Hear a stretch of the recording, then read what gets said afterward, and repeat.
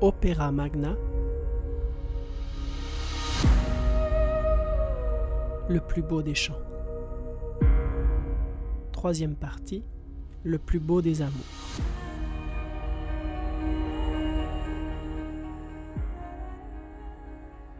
Cantique des Cantiques, chapitre 1er, versets 9 à 11. Tu marches avec tant de grâce, tes joues sont belles entre tes tresses, et ton cou, mis en valeur par tes bijoux, est magnifique. Nous avons l'impression qu'un court-circuit se produit dans notre cerveau lorsque nous lisons dans la Bible un verset sur la sexualité. Comment se fait-il qu'un livre supposé nous élever spirituellement parle de choses aussi charnelles ? Il y a quelque chose qui ne va pas. Et nous finissons par nous convaincre qu'en effet, quelque chose ne va pas dans le texte inspiré. Alors que, peut-être, le problème réside dans notre façon de penser. Quoi ? Impossible ! Nous vivons dans la société la plus évoluée de l'histoire. Nous avons un mode de pensée particulièrement élaboré. Penses-tu ? Eh bien, ce n'est pas tout à fait le cas. Ai-je envie de te répondre. Tu vas devoir me le prouver, me dis-tu. D'accord, mais sois très attentif car il faut vraiment que tu te concentres. Voici quelle est ma réponse. En réalité, tout a commencé avec un homme appelé Platon et ses idées sur le monde et les êtres humains. Ce philosophe croyait que nous avions une nature double. En d'autres termes, qu'elle pouvait être divisée en deux parties. Il pensait que nous avions une âme d'une part et un corps d'autre part. Il affirmait que l'âme existait avant le corps et qu'elle pouvait aussi se retrouver dans différents corps, tout au long de son existence. Il croyait donc en quelque sorte à la réincarnation. Il appelait cela la métempsychose. L'âme, et notamment la partie de l'âme qu'il appelait logistiké, était liée à tout ce qui était supérieur, tandis que le corps était associé à tout ce qui était inférieur.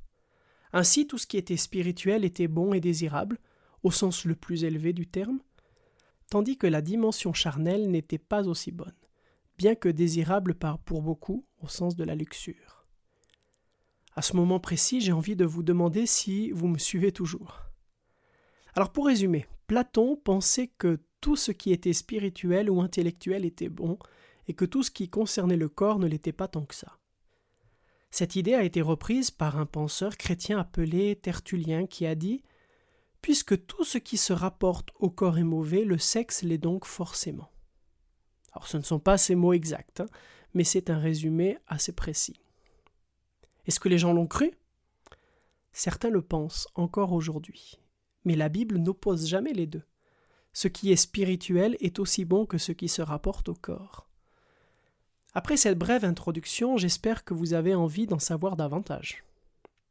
Oui, le Cantique des Cantiques parle de sexualité comme quelque chose de tout à fait normal, car la sexualité est en fait quelque chose de tout à fait normal lorsqu'elle a sa juste place. Gardez cela à l'esprit. Et j'ose même dire qu'elle est souhaitable. Comme je viens de le dire, elle doit avoir sa juste place. Des notes très aiguës. Gaetano Donizetti a composé un opéra intitulé « La fille du régiment ». Il raconte l'histoire de Marie, une jeune fille abandonnée qui est adoptée par un régiment de soldats. Le 21e régiment. Étant donné sa situation, elle ne peut épouser qu'un soldat de ce régiment. Cependant, elle rencontre Tonio, un jeune homme tyrolien, et tous les deux tombent amoureux. Tonio souhaite intégrer le régiment, et avec une émotion évidente, il chante l'un des airs les plus difficiles qui soient. Ah mes amis, quel jour de fête ! Dans cet air, il n'y a pas moins de 9 notes de do aigu. C'est tout simplement un morceau de bravoure. Seul Luciano Pavarotti pouvait l'interpréter à la perfection. D'ailleurs, il est devenu célèbre en 1972 lorsqu'il a chanté ce morceau au Metropolitan Opera de New York, aussi facilement que s'il chantait une simple chanson de reggae de Louis Fonsi. Tonio chante ces notes très aiguës, et il donne tout pour son amour.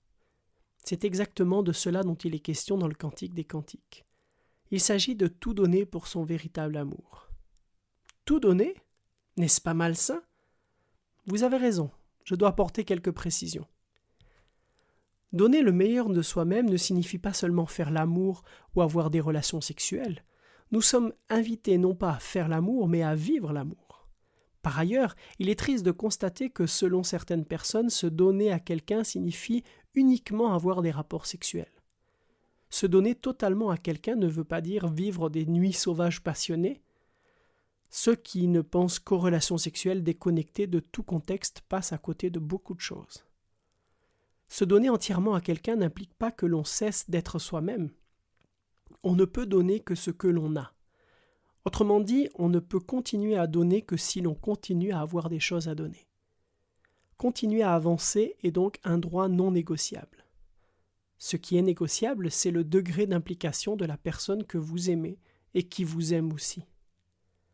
Pour donner le meilleur de soi-même, il faut créer une atmosphère propice à l'engagement, à la responsabilité mutuelle, au dialogue, à l'intimité et à la générosité.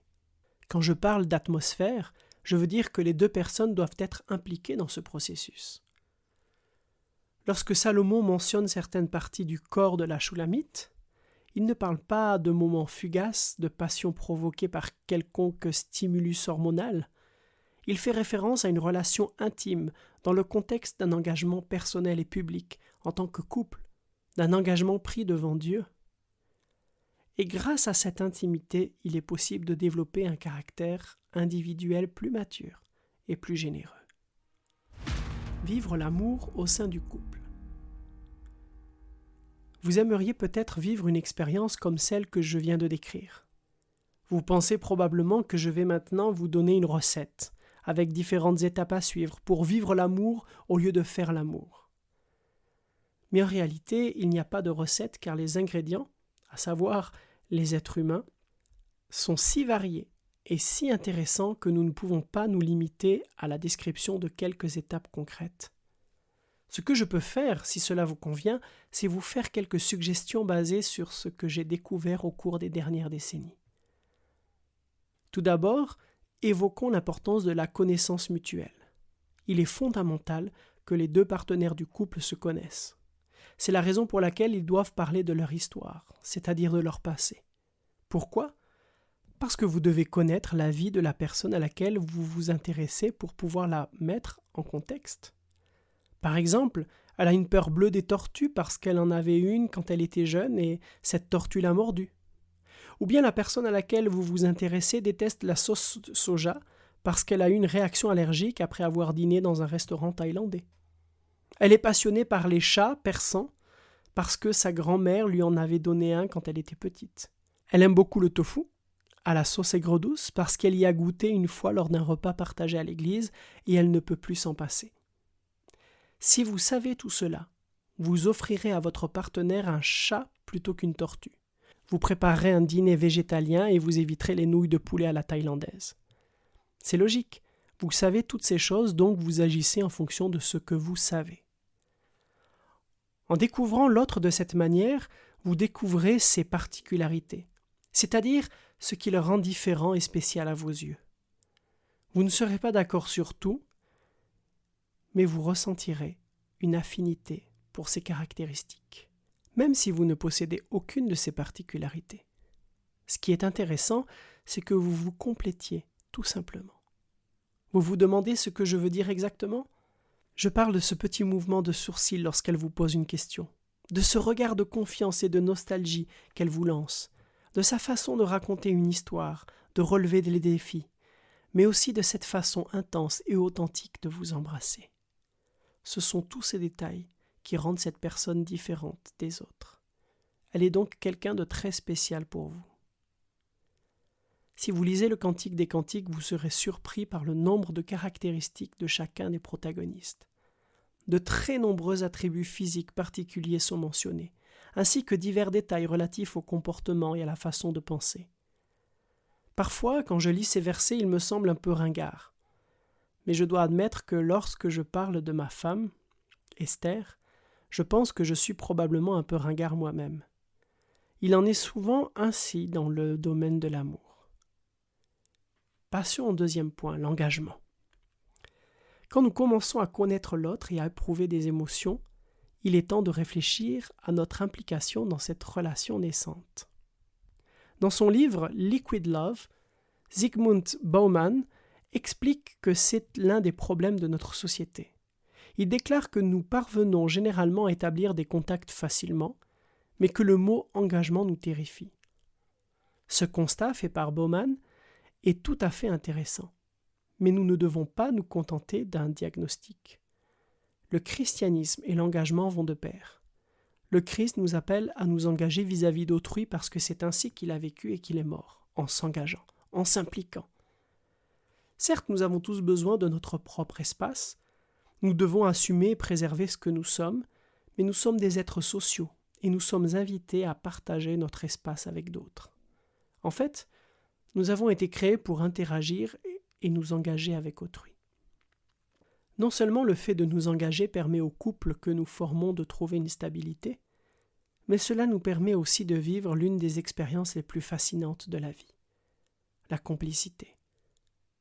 Il ne s'agit pas de quelque chose de spectaculaire, mais une fois que la relation devient plus profonde et que les deux partenaires ont des échanges riches de sens, ils peuvent aisément saisir le sens profond d'un simple regard, d'un simple geste ou d'un simple mot. Ce sont des choses que les deux partenaires sont les seuls à pouvoir comprendre et apprécier. Or, il est impossible de vivre cela quand on a peur de s'engager. Enfin, l'intimité. La nudité, qu'elle soit physique ou émotionnelle, a toute sa place dans l'intimité du couple. Le regard de l'intimité n'est pas un regard superficiel et léger, c'est un regard profond et authentique. Les relations sexuelles sporadiques et décontextualisées ne relèvent pas de l'intimité parce qu'il n'est question que de plaisir, alors que lorsqu'elles ont lieu dans un contexte approprié et stable, les deux partenaires deviennent véritablement intimes. Dans le Cantique des Cantiques, les relations sexuelles ont lieu dans l'intimité du mariage, dans le cadre d'une relation édifiante et saine. Les relations sexuelles sont bonnes et désirables, malgré ce que Tertullien et ses disciples ont pu déclarer. Dieu aime que nous vivions l'amour dans toutes ses dimensions, en les appréciant toutes et en donnant le meilleur de nous-mêmes. Prière du jour. Seigneur, merci d'avoir voulu que les relations sexuelles soient quelque chose de bon et de désirable dans un contexte approprié. Aide-moi à comprendre ta vision de la sexualité et à vivre de façon conforme à ta volonté.